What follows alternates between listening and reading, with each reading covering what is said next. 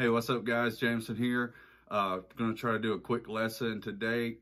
Not really advanced anything, but definitely not beginner piano. We're going to work on the piano today. This is really a theory lesson.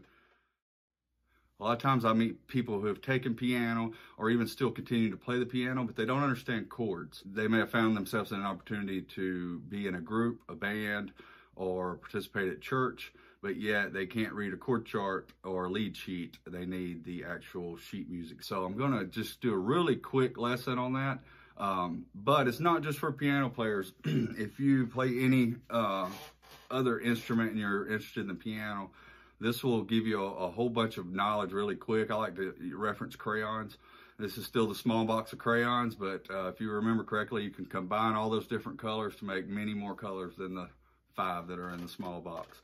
So let's go over to the piano.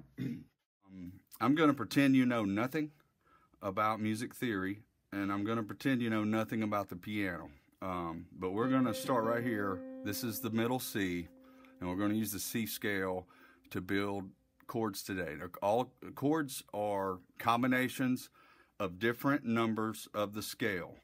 So you take your C scale, do, re, mi, fa, sol, la, ti, and it starts over. If you're using the letters C, D, E, F, G, A, B, and that's the next C. Starts over at C. So then we're going to count these. 1, 2, 3, 4, 5, 6, 7. Okay? 1 or 8, 2 or 9, so forth, so on. The black keys, if we're moving this way,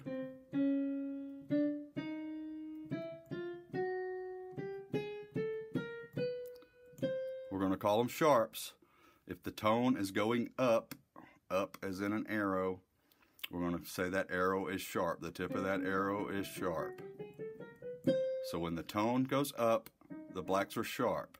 When the tone goes down,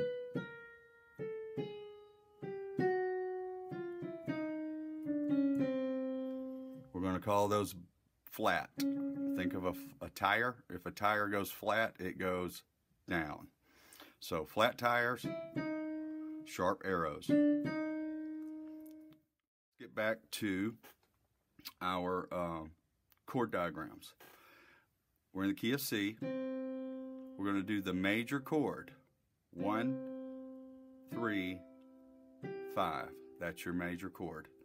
C major, or just C. All right, to make a minor chord, we're going to flatten the third, which means 1, 2, 3, flat. 1, 2, 3, flat.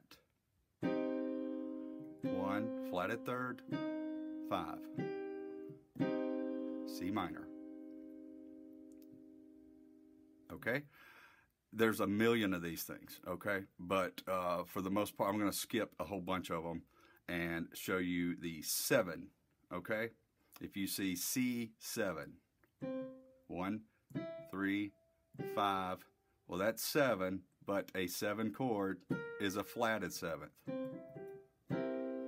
okay? I teach people practically, when you're playing for practicality, you can take your root note wherever you play it. I use my thumb, and you can make your root note the flatted 7, and then your left hand is still going to cover that C. So C, C7, or C, C7, okay? Either of those is correct. I don't care what anybody else says. That rule goes also for a minor 7, okay? Remember the minor rule? 1, flatted 3, 5, and now flatted 7 makes it a 7. So C minor 7 or C minor 7. Okay, 2 more really quick just because they're super duper common. Sus chords, S-U-S. If it just says sus, it's a 4. Okay, if it just says C, S-U-S, 4. Okay, sus 2. And think about the numbers.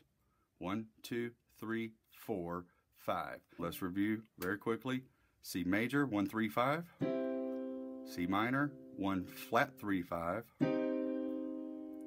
C7, 1, 3, 5, flatted 7th. Or move your root note, add a bass note. Minor 7, just flatten the third from there. 1, flatted third, 5, flatted 7. Or put your root note back over here and use your thumb to make the 7. C sus 4, 1, 4, and 5. C sus 2, 1, 2, and 5.